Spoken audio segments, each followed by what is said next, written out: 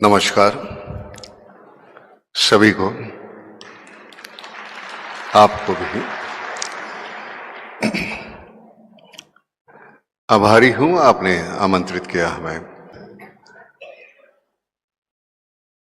सबसे बुरी बात हमारे यहां यह है, जो चीज हमारे पास है उसकी कीमत नहीं हमें। वेंटिलेटर पे 2 दिन रहो, 7 लाख का बिल भरोगे। जन्म से यहां सांस ले रहे हो, लेकिन उस पर्यावरण का आप कोई ख्याल नहीं रखेंगे। ये तो कमाल है, क्योंकि फोकट का है ना, भगवान ने दिया हुआ। हवा है, पानी है, ऑक्सीजन है। वो जिस दिन हम ख्याल करेंगे तो मजा है। I like you not because of what you are, but what I am when I am with you. मंदिर मुझे अच्छा नहीं लगता, मंदिर में जाने के बाद मुझ में जो बदलाव आता है वो मुझे अच्छा लगता है, इसलिए मुझे मंदिर अच्छा लगता है। जगह जो किसानों की आत्महत्या है, तो हमने कुछ पैसे जमा किए थे गाड़ी लाने के लिए, नई गाड़ी। और शाम को हम टीवी देखते बैठे थे, तो एक किसान ने आत्महत्या की और उसके फैमिली का इंटरव्यू चल रहा था। माँ, बाप, बीवी और 2 बच्चे। उनके चेहरे पे, आंखों में, मेरा बाप मर गया, मेरा मियाँ मर गया, मेरा बेटा मर गया, ये दुख से ज्यादा भूख थी शाम की। शाम को क्या खाएंगे। उस वक्त लगा कि जो हम गाड़ी लेंगे उसके बजाय ये पैसे अगर हम उनमें बांट दें तो कम से कम एक तसल्ली होगी मुझे कि मैंने अपना काम किया। नहीं तो क्या, मैं यहां आने की मैं वजह बताता हूं। मैं शूटिंग कर रहा था प्रयागराज में। यहां से 2.5 घंटे फ्लाइट से लगते हैं। हमारी शूटिंग आज बंद रखी है हमने। मैंने कहा नहीं, जाना है, क्योंकि ये बात करने का मौका मिलेगा मुझे। मैंने कोई मेहरबानी नहीं की। मैं वही जाता हूं जहां मुझे खुशी मिलती है। आपको मिलती है कि नहीं मुझे नहीं मालूम। बच्चे बड़े हो जाते हैं, सीखते हैं, पढ़ते हैं। आधुनिक तंत्रज्ञान जो है हमारा, वो सीख लेते हैं और फिर दोबारा गांव की तरफ लौटते नहीं, शहर में बच जाते हैं।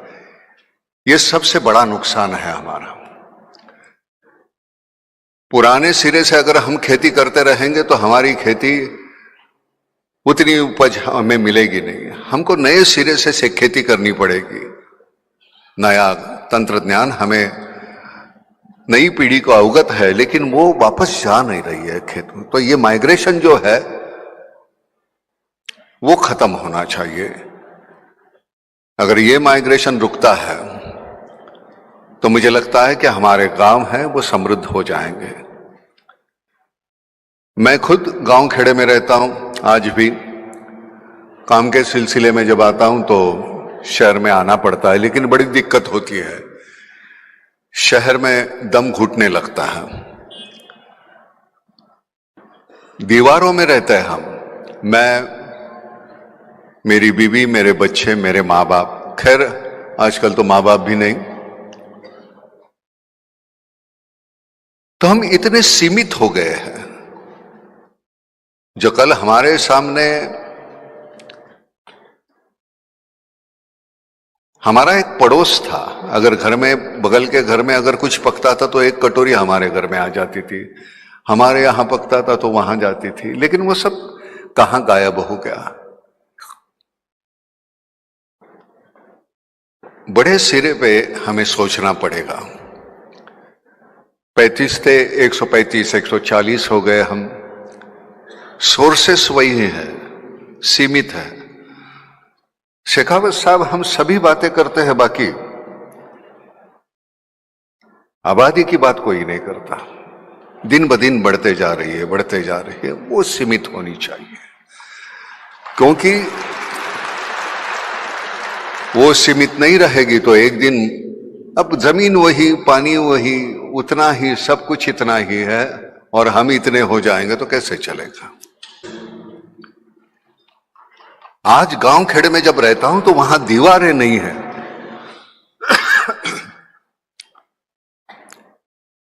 अगर शहर के आदमी को पूछो कि आसमान देखा तुमने, कब देखा, है ही नहीं वक्त। हर बार नीचे देख के चल रहे हैं, काम कर रहे हैं, काम कर रहे हैं, काम कर रहे हैं। अरे भाई आसमान देखो, हमारे लिए बना हुआ है। अब शहरों में बचा भी कितना आसमान, खिड़की इतना तो आसमान है। अब भी वो बड़ी बड़ी इमारतें आ गई, वो भी हमारा आसमान छीन लिया हुई इमारतों ने। धन्यवाद।